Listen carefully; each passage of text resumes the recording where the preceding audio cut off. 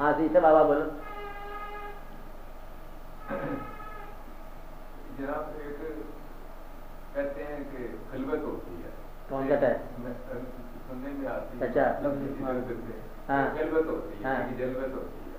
بزرگان دین کی خلوت بھی ہوتی ہے, اس میں کوئی خاص کرنے والی بات ہوتی ہے. جلوت جس میں عام ہو وہ, اور یہ کچھ تقسیم ہے ایسی؟ وہ غالب کا شعر تقریباً قریب ہے. غالب نہ کر حضور میں تو بار بار عرض, ظاہر ہے تیرا حال سب ان پر کہے بغیر. کہتے یہ ہے کہ جو جانتا ہو اسے مت بتاؤ, اور جو جانتا نہیں اسے کیا بتاؤ گے. اب آتے ہیں چلیے, جس نے اب بغیر پوچھے نہیں آپ کی مدد کی ہے, پوچھنے کے بعد کیا مدد ہوگی. اس لیے تعلق کا حاصل کرو اور وہ کام ہو جائے گا. جس کام کو پھر بھی مطلب میں پوچھنے کے لیے خلوت ہو جاتی ہے.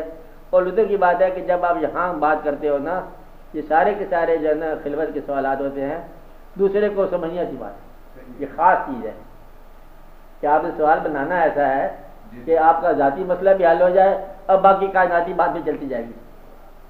آپ ذاتی بات کیے کرو, بات ہے نہیں. تو اس کی بجائے آپ یوں کر لو کہ کچھ لوگوں کا خیال ہے, حالانکہ ہوتا آپ کا خیال ہے, کچھ لوگوں کا خیال ہے کہ زندگی میں اللہ تعالیٰ نے کیا کرتے ہیں, انسان نہیں کرتا ہے کوئی مطلب, چاہے وہ تمہارے خیال ہو.